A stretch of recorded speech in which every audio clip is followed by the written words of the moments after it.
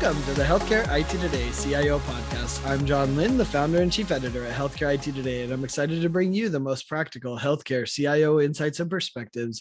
We know your job is challenging, and we want to help you be more successful. And today's guest is Dr. Ray Gensinger. He is the former CIO, and he's Senior VP and CMO at Tegria. Welcome, Ray.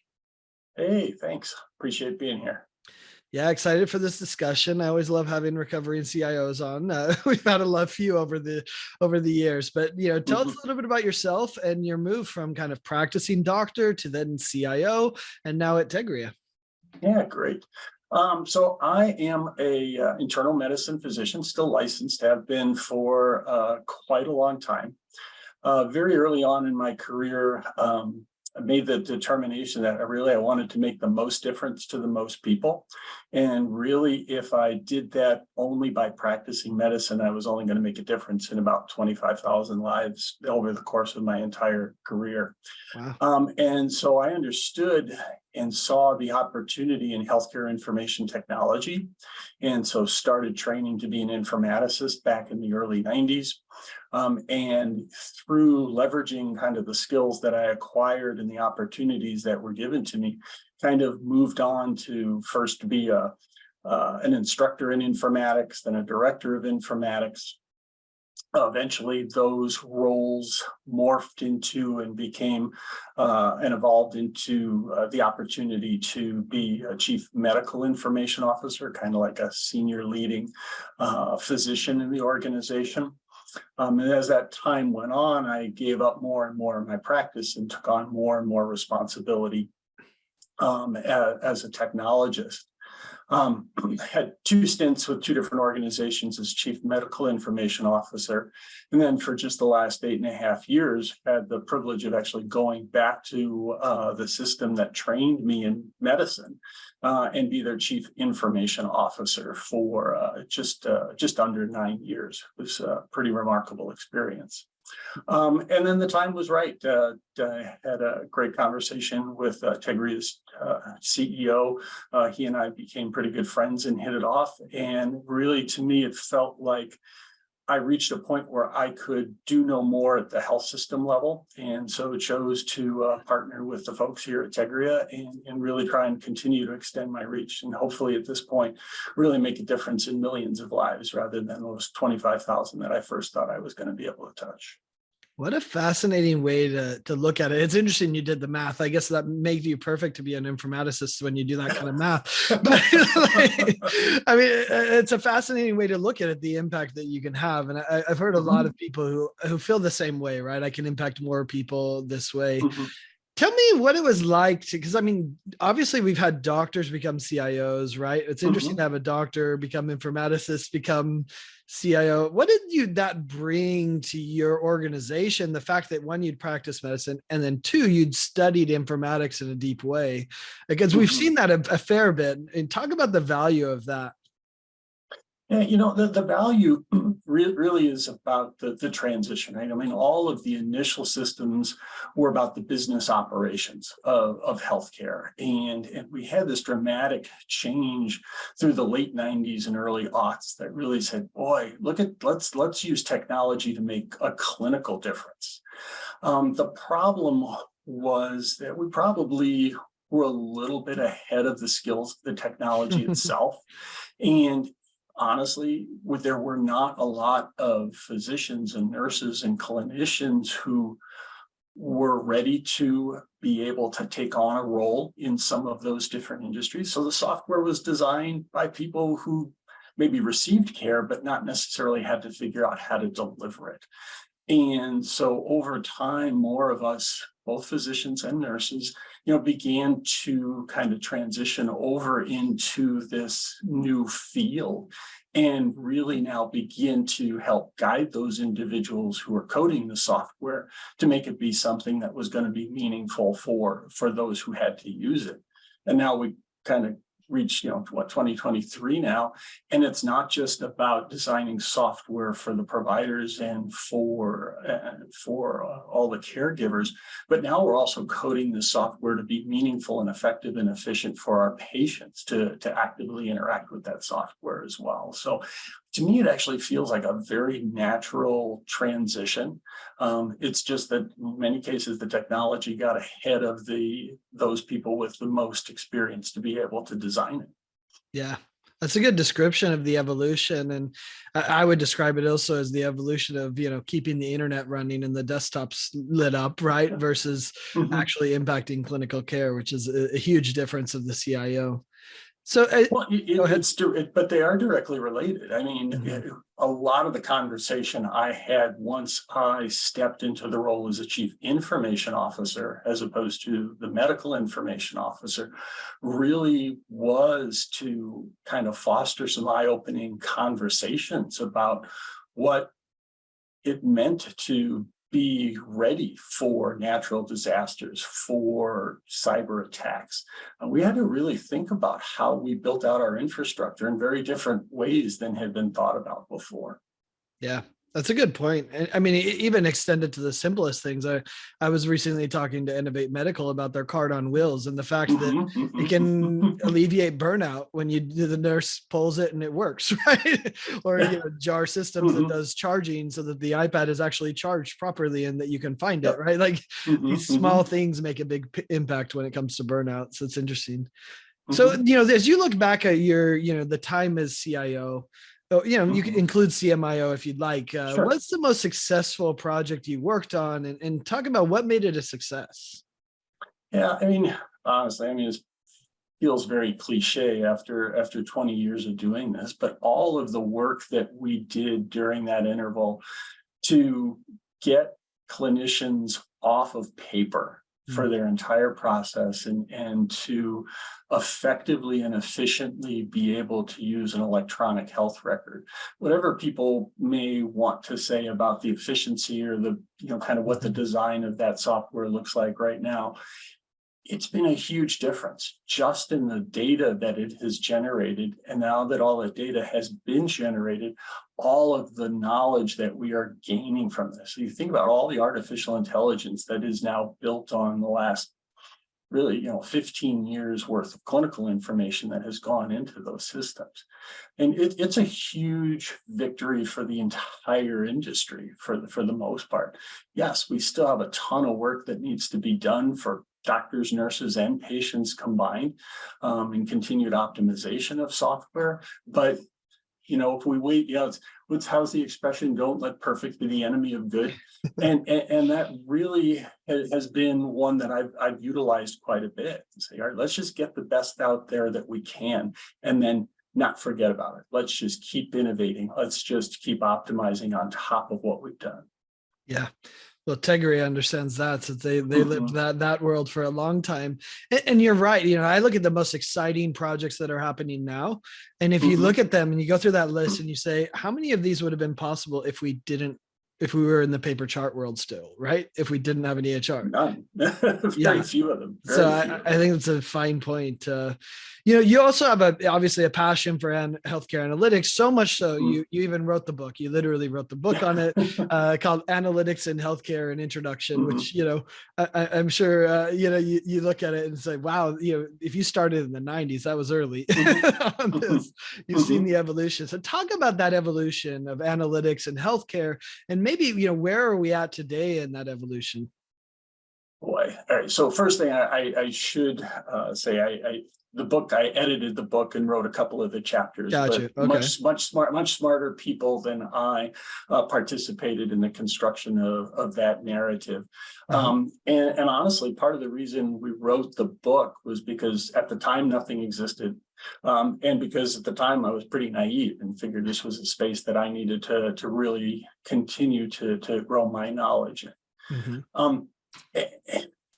It's been a very interesting maturation because, healthcare is all about data, and the doctors and the nurses have always been the data processing machines. The computers that we had through the 70s, 80s, and 90s were able to regurgitate that information, but not do anything for it. So it was just data for data's sake. And so, as you think about that, the data pyramid, as things kind of go from data to information to knowledge, and hopefully we've kind of reached the point that there's actually, kind of visibility to some opportunities for that information to turn into wisdom, to have the knowledge to turn into wisdom and be able to guide people in ways that we've never been guided before. To me, this is the next new horizon in healthcare, is really going to be about how we utilize data. And the data itself is going to be able to eventually inform and empower what I refer to as a silicon workforce. And that is being able to use artificial intelligence to be able to harvest the data that's collected and actually make some decisions. Right? We do a lot of that today, and it's augmented with physicians' insights. But I also think there's going to be an opportunity where a lot of this can actually just be peeled off from the doctors and nurses' workload, and that to me is just it's exciting. I'm hoping my career extends long enough to really see where all of that comes to fruition. Yeah, I think this idea of silicon workforce is fascinating. It probably excites half the people and scares half the people. I love it. Yeah, I mean, boy, what is it that automation scares people, right? On one hand, they potentially fear losing a job. We know that there are not enough doctors and nurses. I was going to say less so these days. There is the idea is to take away the work that's not very rewarding for those individuals and give them more time to do the rewarding work. The second thing that people worry about is there bias in the data and the rules that we write? Is there the possibility that the AI can make wrong decisions? And the answer to both of those questions is yes. But I don't know that that's any different than me. I have bias. I make mistakes. What we have to do is just continue to learn. And if you just look at what's happened in the evolution of GPT between the fall and the spring, and kind of how that alone has evolved, and then you take that across any other artificial intelligence and kind of fast forward potentially can happen over the next 5 years, it's almost mind-boggling. Yeah, for sure. I mean, it's interesting you brought that up, right? It has taken over so many of the timelines of health IT companies, of healthcare organizations, saying, how can we leverage this technology? What would you say is the key to good informatics efforts, which to me feel like the foundation to be able to get value from these technologies? But, what do you see as the good, informatics efforts that are needed right now? That's first off, that's probably a very complicated question to answer and go in lots of different directions. I mean, one probably is that we don't move too fast, right? That we take steps forward, but we do it with caution, and that we test our results, and we test them and we test them and we test them again to make sure that there aren't outputs or outcomes that do demonstrate bias. Right? We've already kind of very clearly found that. We want to make sure that we can minimize that. We also want to make sure that we listen. We listen very carefully. We listen to what it is that the clinicians need and want. We listen very carefully to what it is that the patients need and want. And then we also make sure that we're solving real world problems, so don't just design technology for technology's sake, and don't kind of find a solution in search of a problem. Let's figure out what problems it is we want to solve, and then go back and figure out how to make the technology really do what we need to solve that problem. Well, and isn't that the challenge for a healthcare organization with all these things kind of swirling right now, right? All of these opportunities. What do you think are the main things healthcare organizations should be doing to make most of their data? And, what areas should they focus on? Is it different by organization, or do you think there's some core ones that everyone should be doing? Yeah, I mean, it doesn't matter who you talk to in healthcare at this point. The two biggest things that every system is struggling with is revenues and clinician provider burnout, right? And high turnover. So really what they need to do is be creating environments that actually make their caregivers more successful in what they do. And in many cases, that's going to be more automation and more technology, ambient voice sensitivity in exam rooms, so that the providers are not having to document everything, right? They're just speaking, right? And that information is getting pulled out and documented for them. That we build better AI models to help facilitate diagnostic care, whether it's reading an EKG, reading an X-ray, interpreting laboratory data, and/or making recommendations about what the best therapeutic intervention is for a patient based on their economics, their social determinants of health, their genetics. I mean, all of those pieces need to get pulled together. And finally, the other thing is, if we're going to utilize data in a better way, I think we actually are going to have to really educate our users to be better interpreters of data. The whole concept of statistical process control and understanding variation in data is probably fairly foreign to most people. I mean, I've had a lot of training over the course of my career, and I am a terrible statistician. But I know two things. One, I know that there are really smart people out there that can interpret the data for me. I also know that there's really smart software that can help me interpret the data as well. And I spend a lot of time talking to some of those companies about how they can continue to make their software better, so that the people who are left to interpret the data actually feel more confident in the decisions that they're making. It's interesting how this time period and what you just described that's being implemented at healthcare organizations is different than when we implemented EMR, right? Like in EHR. When we did that, there was an existing process. Let's move it electronic. And in some ways it was kind of the same process, but moved electronic. Of course, we could argue whether that was a good idea or bad, should have been redesigned. But now we're taking an electronic process and like trying to simplify it, like the ambient clinical voice stuff, right? It's interesting how different of a project that is and the mindset that's required, no? Well, I think people are more prepared for the change. When you went from a horse to a car, that was a pretty dramatic change. But as they keep modernizing the car and making it faster and making it more powerful and adding doors and windshield wipers and, all of those things are probably more appreciated changes rather than they are kind of overwhelming changes. And I got to believe that most of the people who are providing healthcare today, two things. One, they understand what they have in the frustration. So anything we can do that can make it better is going to be probably welcomed by them. The other thing is, I'm not a digital native, right? I'm a digital immigrant. I didn't grow up in the digital age. My kids grew up in the digital age, and their set of expectations is very different than mine. And so I oftentimes kind of have to remember the perspective that I bring to the table isn't necessarily the majority perspective anymore. I have to really take the time just to see, my kids want something different. And honestly, there's almost two generations of physicians and nurses behind me at this point. And I have to take the time to make sure I understand what's important to them and what's going to make a meaningful difference to them.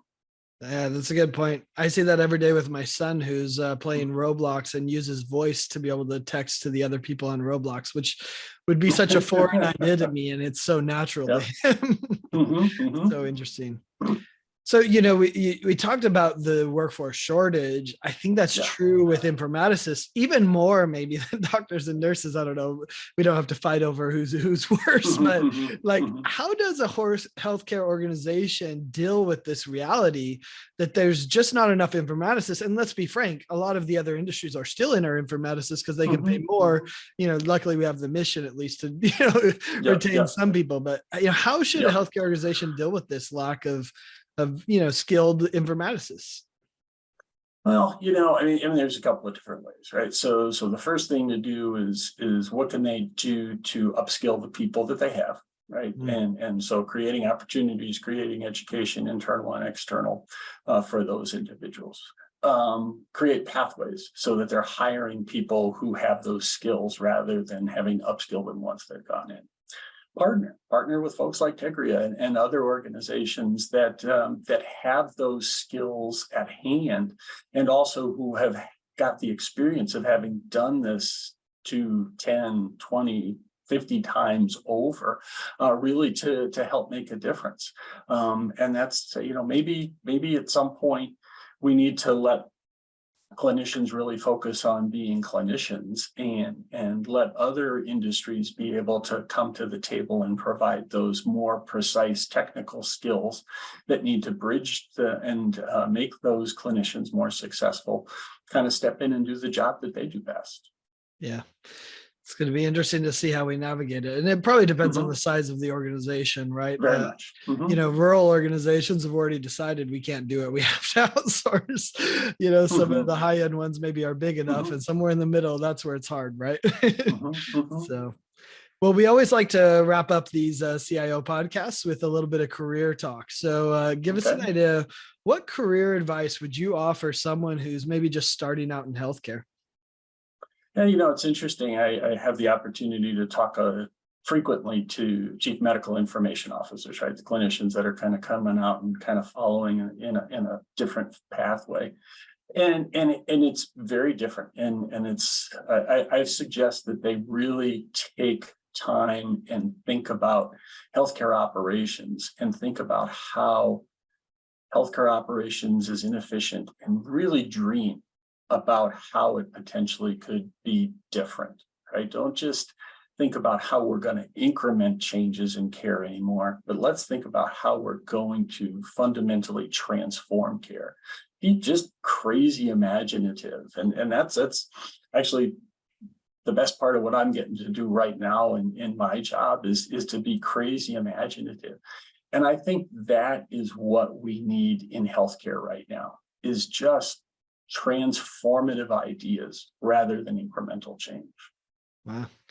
I think Steve Jobs talked about the crazy people that dream big and actually do it. So that's a great advice. I love it, and that is the fun part of most of our jobs, right? Is doing something that we a lot of people think isn't possible. So, well, Ray, I appreciate you taking time to share these insights and perspectives. I loved it, and I loved hearing about your experience, and look forward to staying connected with you. And thanks everyone for watching and listening. If you want to find more great healthcare IT content like this, be sure to check it out at healthcareittoday.com, or search for the CIO podcast by Healthcare IT Today on your favorite podcast applications. Thanks, Ray. Hey, thanks a lot, John. It's great. Appreciate it.